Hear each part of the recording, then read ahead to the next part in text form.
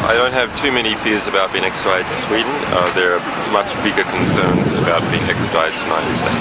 We have a rumour today from my lawyers in the United States, we've not confirmed yet, that there has been an indictment made against me in the United States. I hope the Justice Department will soon indict him and that we will be able to extradite him from Britain and bring him back to stand trial in the United States. I think that the release of this information has put at risk American national security. One politician even called Assange a high-tech terrorist. Mr. McConnell says he's a high-tech terrorist. Others say this is akin to the Pentagon Papers. Where do you come down? I would argue that it's closer to being a high-tech terrorist than the Pentagon Papers. Bill Clinton says that he's going to cost people their lives. He is an enemy of the United States, actively endangering people, and he's going to get a lot of folks killed. And I think that's a despicable act, and we should treat him as an enemy combatant and as an absolute enemy of the United States. Julian Assange is a cyber terrorist in wartime. He's guilty of sabotage, espionage, crimes against humanity. He should be killed, but we won't do that. I mean, absolutely. He's a wartime opponent. He's an enemy in wartime. We have got very heated response and even threats from governments, even calls for assassination of Julian Assange. Attorneys for Wikileaks founder Julian Assange say he fears he will be executed if he is sent to the United States. He has genuine concern for his personal safety as a result of numerous, very public calls for his assassination. About an Australian citizen. The half-term Governor Sarah Palin echoing that sentiment on her Facebook page. He is an anti-American operative with blood on his hands. His past posting of classified documents revealed the identity of more than 100 Afghan sources to the Taliban. Why was he not pursued with the same urgency we pursue al-Qaeda and Taliban leaders? Congressman Peter King calling WikiLeaks, quote, a clear and present danger to America. We should go after them for violating the Espionage Act. And the reason I say foreign terrorist organization, because they were engaged in terrorist activity. National Review columnist Jonah Goldberg wondered back in October, quote, why hasn't Assange been garroted in his hotel room years ago? Here's former Governor Mike Huckabee speaking not about Assange, but the person who provided WikiLeaks with the documents. Whoever in our government leaked that information is guilty of treason. And I think anything less than execution is too kind a penalty. Yet Mr. Huckabee had a slightly different reaction after President Bush commuted the prison sentence of the only man convicted in connection to leaking of CIA agent Valerie Plame's identity, Scooter Libby. Mr. Huckabee praised Mr. Bush for his compassion. WikiLeaks founder Julian Assange says he's afraid he'll be executed if he's forced to go on trial on sexual assault charges in Sweden. During an extradition hearing in London today, his lawyers said they were worried Assange would end up at Guantanamo Bay if the Swedes caved to pressure and sent him to the United States. And to boost their argument in their documents, Assange's lawyers even mentioned Mike Huckabee and Sarah Palin by name for implying that Assange should be executed. On Friday, there was also an opinion column in the Washington Times newspaper, and the title of that was Assassinate Assange. Yeah, that's what I'd like to see, a little drone hit Assange. Great concern for Julian Assange's defense is that his human rights could be denied, that if he is extradited to Sweden, he would ultimately be extradited to the United States, where he could face the death penalty there. So how can one person's terrorist also be called the ultimate journalist? For perspective on that, we go to Ray McGovern, who is live in Washington for us. McGovern is part of a group of former CIA members who recently wrote a letter praising Assange's actions. So thank you for joining us tonight. Why do you think Assange is doing the right thing by releasing all these documents? Well, I think the question as to whether he's a journalist or not is the proof is in the pudding. The function of a journalist is to record the actions and behavior of those in power and make it possible for the public to know what's going on. Thomas Jefferson said that if it were a choice between a government and a free press, he'd pick a free press. And so this is what's needed to preserve a democracy, and the idea is to tell as close to the truth as possible and not simply take notes on what the government is saying. That's what Julian Assange and WikiLeaks have done, to the embarrassment of the government, because a lot of their dealings are kept in secret and need not be kept in secret. So you don't like the label, you don't like the way he's been labeled a terrorist or a hacker. You actually do think that he is a journalist. I want to get that correct. You think he's a journalist? Of course he's a journalist, according to the definition that I just listed here.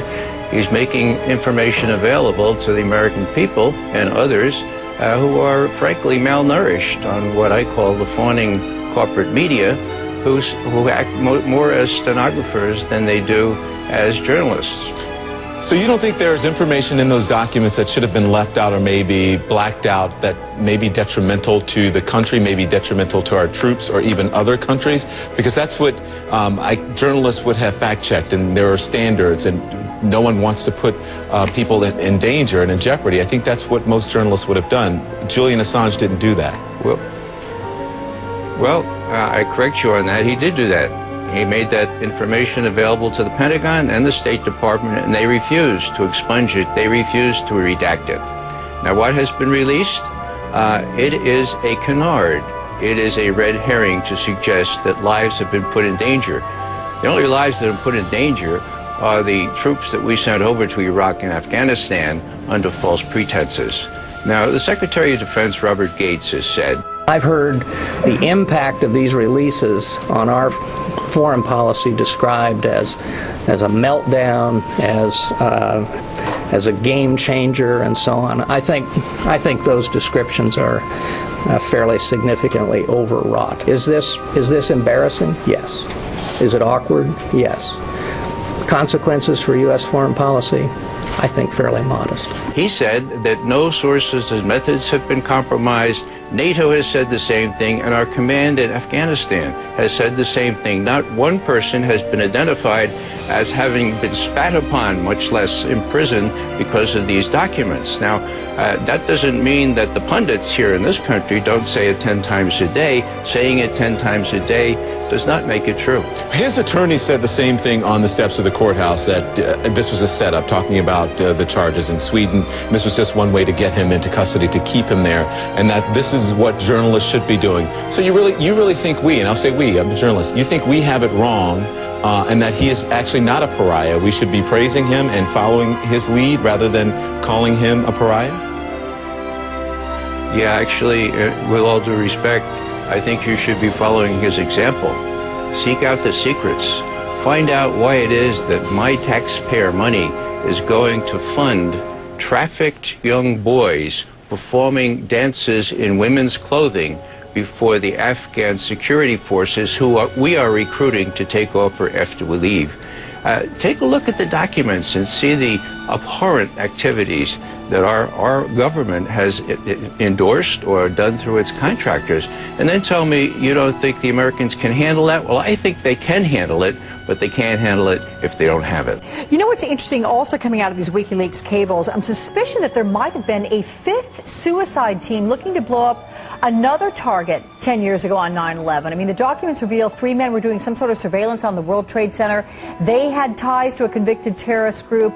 They were booked to fly on September 11th from LA to Washington, but they never got on that plane. The plane is the exact same flight that crashed into the Pentagon the next day. What do you make of this? Well, you know, one of the things that has been troubling since 9/11 is, what do we not know? 2 suspects are in FBI custody after a truckload of explosives was discovered around the George Washington Bridge. That bridge links New York to New Jersey over the Hudson River. Whether the discovery of those explosives had anything to do with other events of the day is unclear, but the FBI has 2 suspects in hand, said the truck load of explosives, enough explosives were in the truck to do great damage to the George Washington Bridge.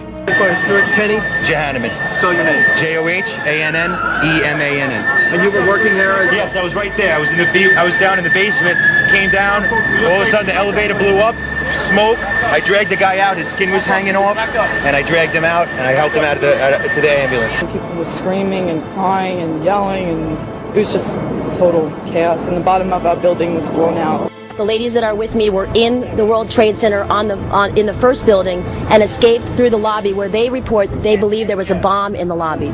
We ran down the steps to the lobby. There was no lobby. Everything was torn up.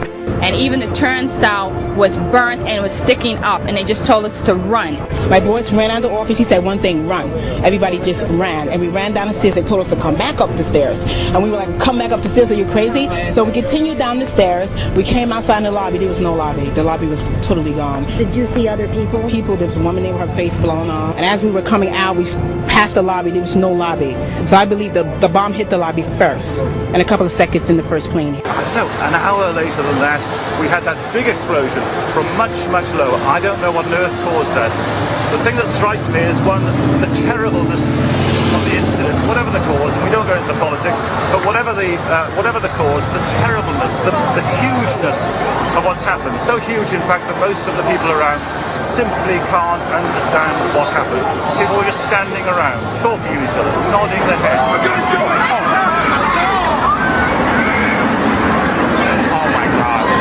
They're taking away Lieutenant Sam Esposito, who just was offered the officer just a paper block away, came running out of the office when he saw what was happening, and has told us a very compelling story. We were trying to get him on tape. He really should not have been out of the hospital, but said he actually needed a cup of coffee, and that's why he walked out.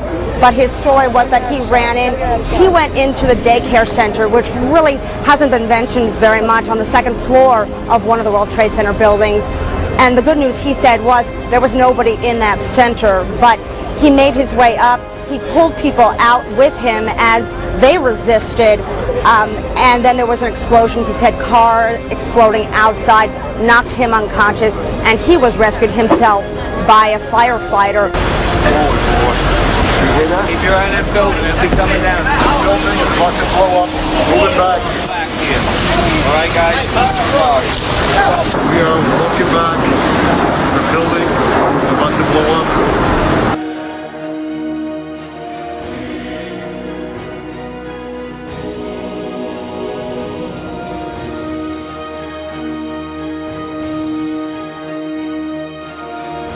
Just in the last few seconds, another building, building number 7, one of the buildings in support of the World Trade Center towers, has collapsed. This is no small building, as you can see, at 47 stories. It would stand out in most American cities.